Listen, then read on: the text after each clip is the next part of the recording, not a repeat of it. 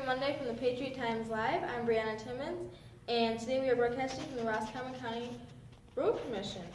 But before we get started on stories, I'm going to pass it to Derek for the Pledge of Allegiance and daily announcements. Please rise for the Pledge of Allegiance.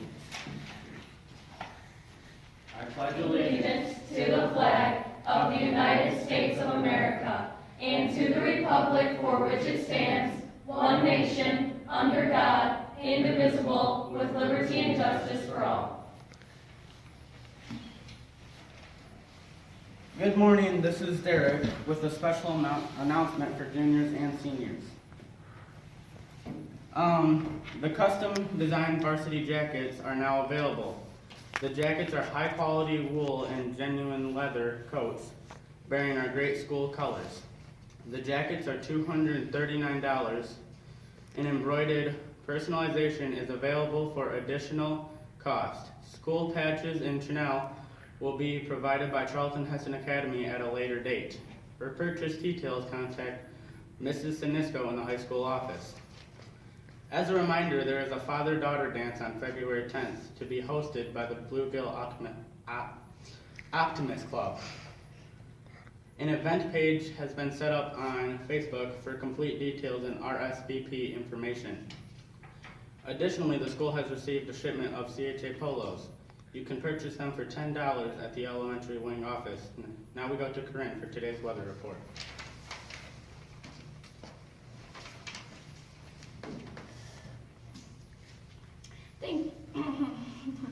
Thank you, Derek. Hi, I'm Corinne Danson, and today's weather is high of 38, while tonight will be low of 32 degrees. There is a 70% chance of rain today. As we go on into the week, we will be looking at rain, snow, and some cloudy weather as well. It should stay through high 30s to low 20s all week, but we never know what Mother Nature will do. And now on to Haley for today's sports.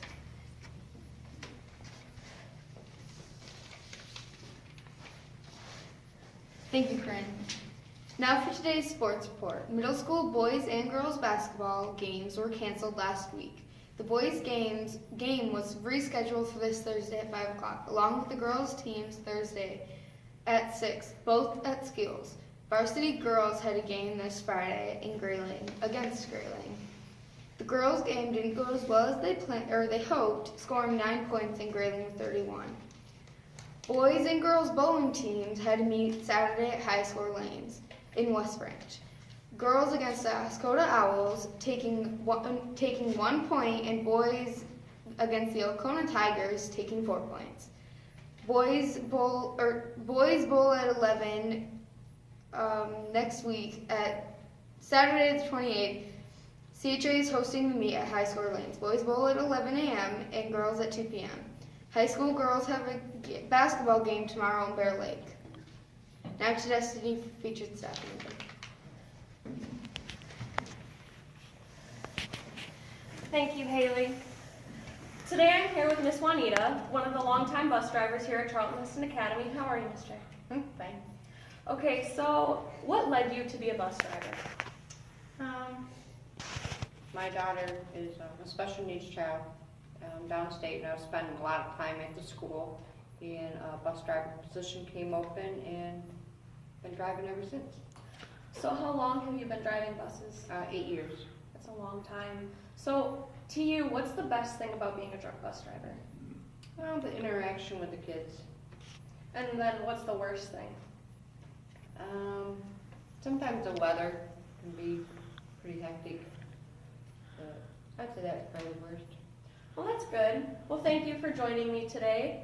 And now I'm going to interview Mr. Tim O'Rourke and Ark Allen, our guests for today's featured story. And Mr. Tim is the manager of Roscommon County Road Commission. Good morning. How are you guys?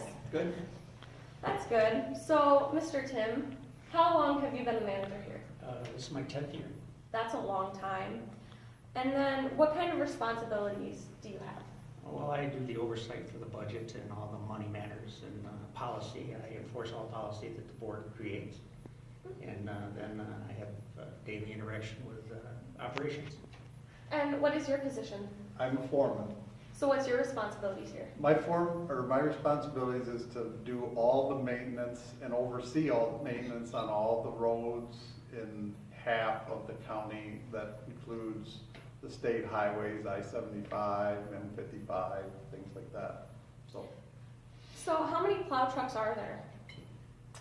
There's 35, I believe we have on the road today. Okay, so what determines the work you do and where you go? Well, we have a policy, a winter policy that the board set probably 6 years ago. It says that we start on the main roads, the highways, and then we work our way to the primary roads, which are local county roads that have the most traffic on them. And then we work our way backwards until we end up in the neighborhoods. That's cool. So what kind of schedule do you guys work on? Is it an all-night schedule, all-day schedule?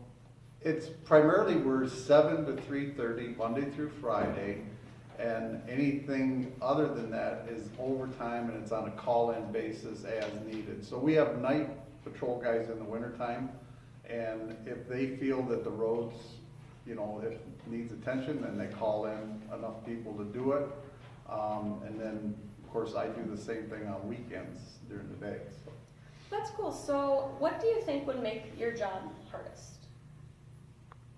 Well, I think Art will agree, it's Mother Nature. You just never know what's gonna happen next. And it's during the summer, windstorms, winter, ice. We've been going through a warm-up now that's made it real difficult for the last couple of weeks to make the roads safe. Well, I can say I agree because of all the school days we've had canceled lately. But I'm going to pass it to Bree Timmons for today's tour of the building. Alrighty, and thank you, Destiny. Now I'm joined by Tim O'Rourke and Art Allen for the tour of the facility. Hi, gentlemen. How are you? Good morning. Good. Well,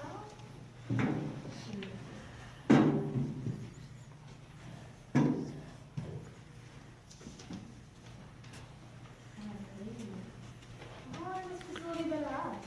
It was constructed in 2002. That's when we took over.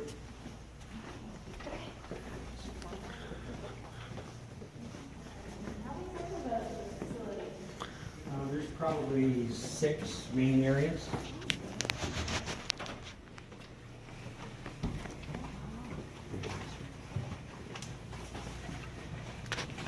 These are like the older buildings and stuff? That was things that came over from the facility we closed in Roscommon. And this building actually moved down from 75. It's the Maple Valley building. And it sits out back now. Oh, that's awesome. Please can I start with the front of the oh. Nice. Ooh, this is where the trucks are? Yep, this is the main truck barn. And I can tell you what's going on out here. Okay, this is where all of our trucks are parked on a daily basis. So they come in here, and then they're put in order. How the guys, everybody has their own parking stall. But this is where we keep all of the big trucks and most of our equipment. Graders, loaders, things like that. So this has in-ground heat. This is all in for heat. So it's roughly 55 degrees out here during the winter. There's 14 miles of piping in this concrete floor. Some boilers downstairs. So you come out here and park your truck, and in the morning you come in and it's melted off. That's nice. That works out then. You can go out and do your job the next day. So you see about half of the trucks are still here. Some of them are out. Yes. We're out plowing some roads. Yeah, every parking stall is usually used up. When all the trucks are in, there's not a parking stall left available. We've got everything pretty full. So this is one of the front plows that we have the middle schoolers paint every year. We have one for each middle school now, 3. And, These are plows that we use every day when we need them. When the snow gets bad, then we of course have to use these to push stuff off and help move. So we really do appreciate everybody painting them, and it really looks good out there. We love it. So then we have We have 3 larger plows that sit out in front of the facility. 2 have been there for a long time, and then we just recently acquired one for CHA. It hasn't been painted yet, but we have a place prep for it. So as soon as the high school kids show up to paint it, we'll put it out front. That's exciting. Yay. Can we tour one of the trucks? Sure, absolutely. This one.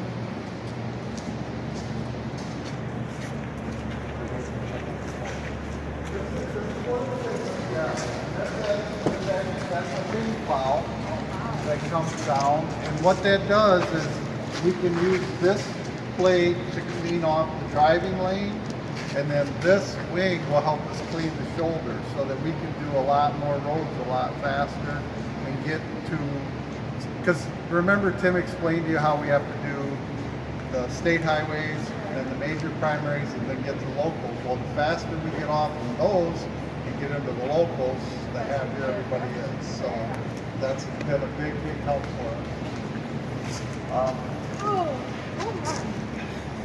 I'm very little kids.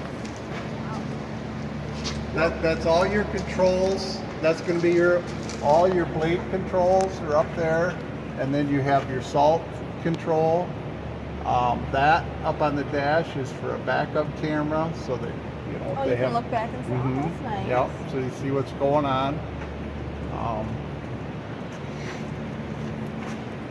And our trucks are actually calibrated every season, and there's a sheet in there that tells the drivers exactly what to set everything at, so that they put down material at a predetermined amount. So it's not just guessing. Right. That's all.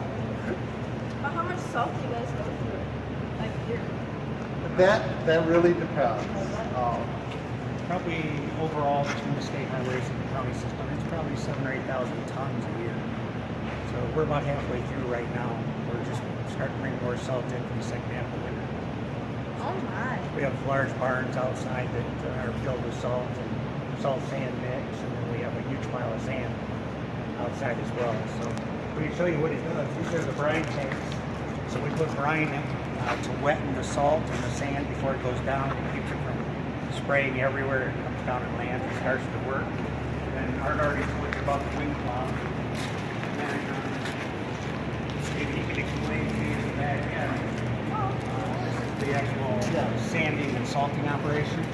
So this is not a dump truck. It doesn't lift up. It just has what they call a live bottom in it. So it just slides the material out the back, and then Art can sort of explain See, that's what this chain falls, as they turn it on, the chain brings the material to the back, it falls in here to an auger. And then this is where the brine is. So the brine sprays the material, that auger pushes everything along, and it drops down to this spinner.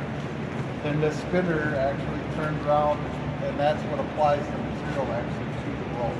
You can do that with sand too, right? You can do this with sand, salt, a sand-salt mixture. We use a lot of 50-50 mix, which is half and half. So that's our backup generator. So the truck barn's almost a little bit bigger than a football field in width and length. And then on the other side of that wall, there's what we call cold storage, which is about half again as much the full length of the building. It's not heated, but it has most of our pickups and one tons in it that can stand the weather a little better. And then the south half of it is mostly just material storage. So anything that we don't want sitting out in the weather for the winter is usually over there. And then we still have some equipment here.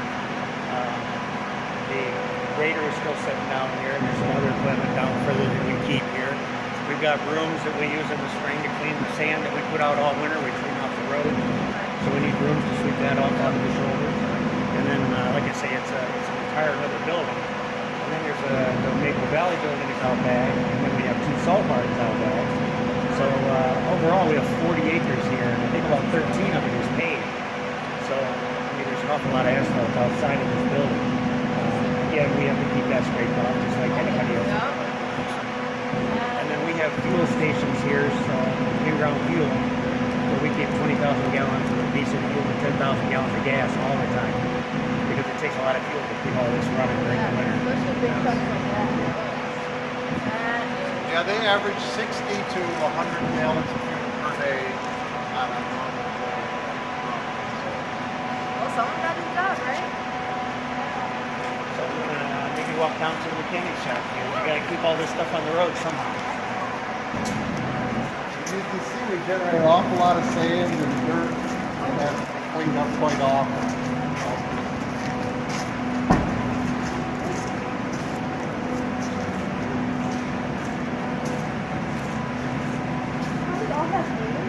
Yes, that's where everybody parks, and they have their own name. You can hear the generator running, but the generator actually will run this whole facility. Some of the lights are not on, the generator's running, but it'll run the fuel pumps, everything else. So we're like a little city here. When the electricity goes out countywide, we can still keep everything running here, keep our trucks on the road.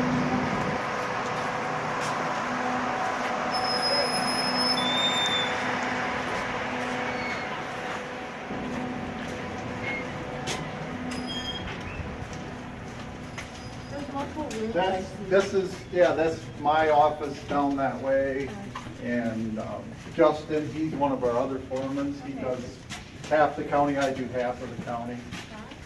This is the driver's break room and area So they where start they out the day, they get orders here in Yeah. the morning as to where to go and what to do from the foremans, and then they can come back here on lunch breaks and all time cards are done on at the end of the computers. day. Yep. Guys all have walkie-talkies at sea? Yes, Yep. yep.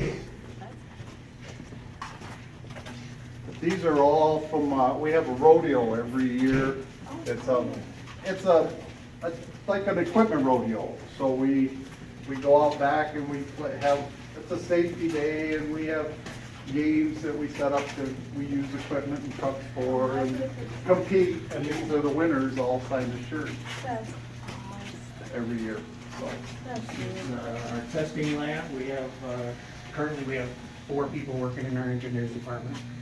And so we bring back samples of gravel that people make for us or that are placed on the roads and asphalt. We bring them back here and test them to make sure they're made properly before we pay for what we get. So some counties outsource that. We tend to do most of ours internal. And then this way is the, this is our electrical room, so for all of our electrical panels are.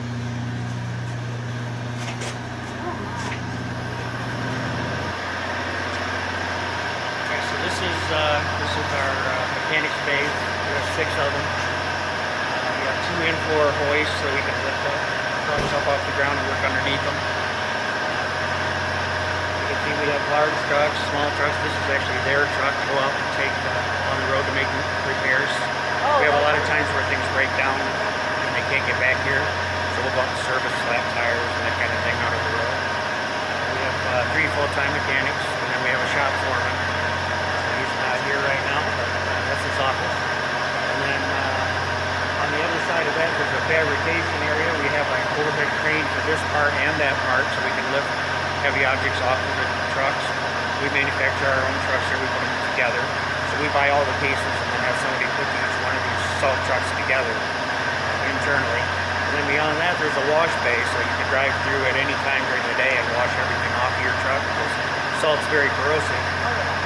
So if you're riding in salt all the time like we are, you really need to come back and spray that off at the end of the day, or it just tends to rust out vehicles. There's a couple of our trucks that are in for work right now. Those are similar to the trucks that you just saw. We have 3 semi trucks. That one doesn't have a trailer on it right now. But we have 3 that have these. So we haul a lot of our own materials, gravel and sand and stuff, to different locations and out to jobs. And so that's the hoist is being replaced on that right now.